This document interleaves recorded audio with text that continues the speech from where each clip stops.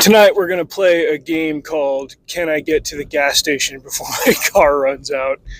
Oh boy, just got back from vacation a little over 24 hours ago, and it was great. It was a whirlwind. We covered literally 3,000 miles in 8 days. I've got the trip odometer right here.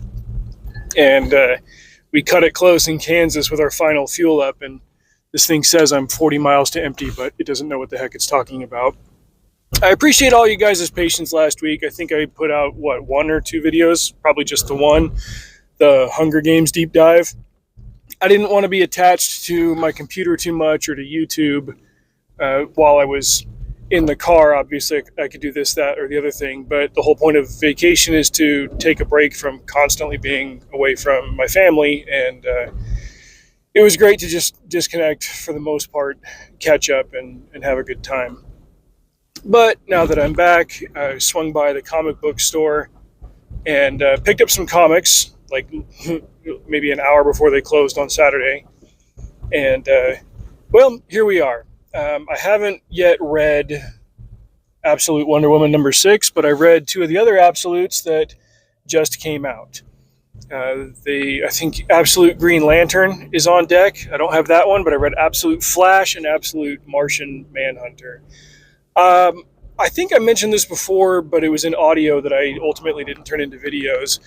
As DC is gearing up to do absolutes of all of their main characters and stuff, I've been looking at the samples and the previews, and I think Martian Manhunter is cool, but I've got to admit that I'm a complete normie when it comes to this character. All of my familiarity comes from cartoons that I saw when I was a teenager, and then various TV show and movie cameos that he's had. I've never read a single Martian Manhunter comic. So everything that I know is from like my DC encyclopedia and whatever. I'm a hardcore casual when it comes to that guy. What I do know is that he's basically Martian Superman. For the most part, he's the last Martian. He comes to Earth kind of like Clark Kent does. His name is John Jones. He's big and green with red eyes, but he's a shapeshifter, so he can make himself look like a human being. He lives in, he's got a fortress at the South Pole, the way that Superman is a fortress at the North Pole. So there's a lot that echoes him, not just in their backstory, but also their powers. He's strong, he can fly, he can phase through solid objects, he can read minds. But as I understand it, there's some variability to that power depending on who's writing him and, the limitations that they want to give him. And as for his weaknesses, it's not kryptonite, it's fire. He's always weak when it comes to fire. That's all relevant to understand like what they're doing with this treatment of the character. The reason I wasn't looking forward to reading Absolute Martian Manhunter was I'd seen samples of the art, and to be completely frank and a little bit blunt, it looked like crap.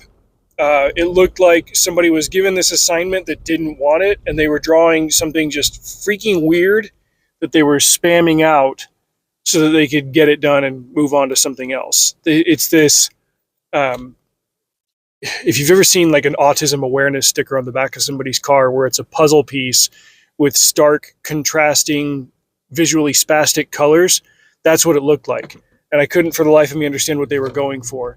And there's this kind of hastily drawn Archie Bunker looking character who's supposed to be John Jones, Martian Manhunter, in his human form. And then the Martian was just this really poorly rendered green one-eyed red thing that look, I'm an above average artist, but I'm also a below professional grade artist. And when I look at something that's professionally published and I can credibly say I would absolutely do this better, like why would I spend money on it? So there was some upfront frustration. The reason that I'm talking about all of this is that now that I've read the first issue, I think I can see where they're going with it, and it makes it a challenge to market it effectively. But I appreciate the fact that from the editor to the writer to the artist, they decided to run at this challenging concept head on because it could go somewhere very, very cool. One of the great opportunities of the Absolute storyline is that while you can tell something that's familiar to the readers and the longtime fans of these characters, you can also innovate without necessarily violating canon. You get to pick and choose which elements you're going to skew close to and then the rest of it you can take some major creative leeways with. I saw a criticism in one of Zach's videos in the in the comments, where they said, oh, Absolute Batman was still too close to regular Batman. Same with Superman, same with Wonder Woman. There were a couple of differences, but ultimately they got to the same place. And, as much as I've enjoyed all three of those comics, that's a fair assessment. So what are they doing with Martian Manhunter? Well, there's a bit of an advantage in me not having read any regular comics. I don't get so hung up on what differences there are between Martian Manhunter Prime and the Absolute version. And it seems like the writers and the artists are also going in that direction.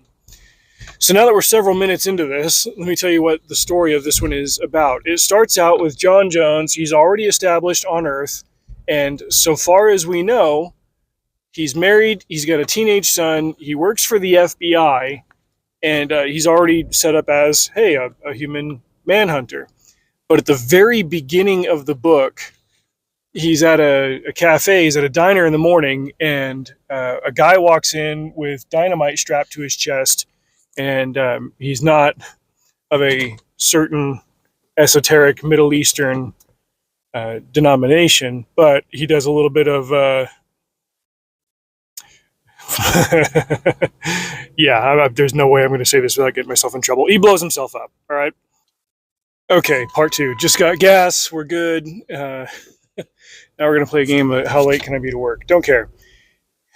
This video is going to be a mess. Whatever. Like I said, I'm back. He gets blown up, and he spends the rest of the issue in this state of disorientation.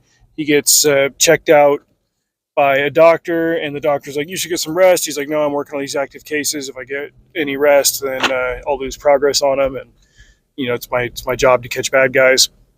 But you can tell that he's obviously busted up from this explosion. He is the Martian Manhunter. He's basically Superman. He can take a bunch of damage like this, but it has affected him.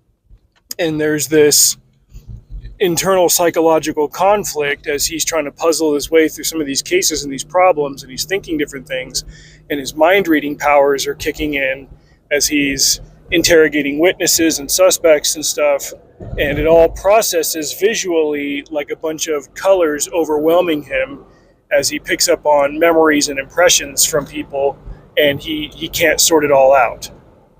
So that's what it all comes to, is he's this telepathic superhero alien character who's injured, and the reader doesn't know to what extent he's injured, whether what he's perceiving is completely real, or how it's ultimately going to manifest in the end. There's plenty of space to doubt even the vanilla things that he's going through. Does his regular life, is it real? Does he actually have a wife and kid? What's his Martian form look like? Is it this weird, like, one-eyed green thing? Like, he's supposed to be green and he's supposed to be red-eyed, but does it look more intense than this? Like, okay, story-wise, they're doing something bold and compelling, and I want to read more. But I hope that as the story develops, maybe the artwork does too. This art is a hurdle to get over.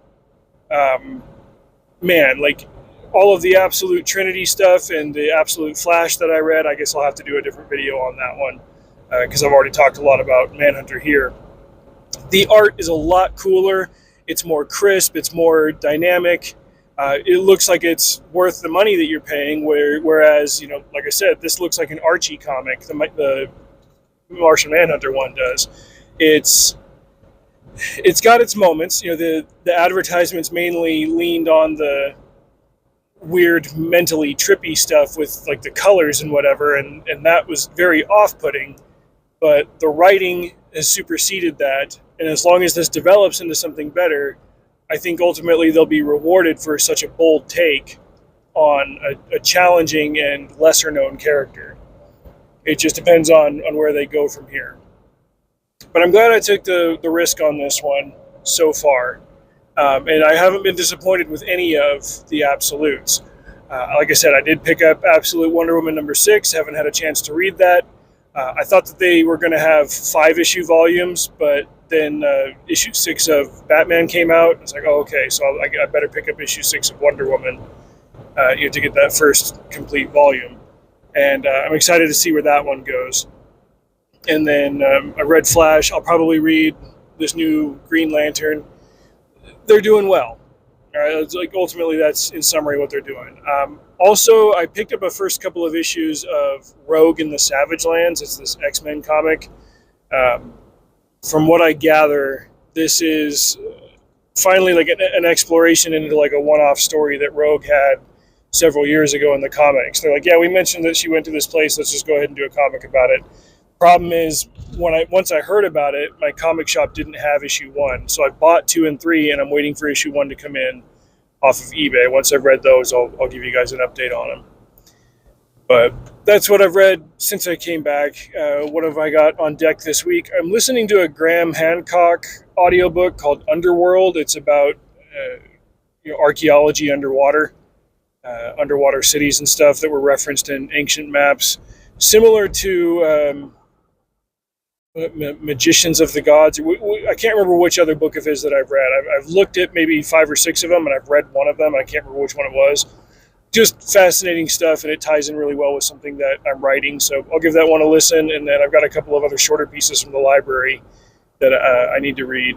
So plenty of stuff to get through this week. One of the great things about the reset of a vacation is it kind of broke the monotony that I'd gotten into. I haven't been doing as many audiobooks, and I've just been kind of consuming slop from YouTube and podcast land. And I want to get back into substantial psychological stimulation. So I will do that. Anyway, thanks for watching this. Y'all drive safe. See you out there.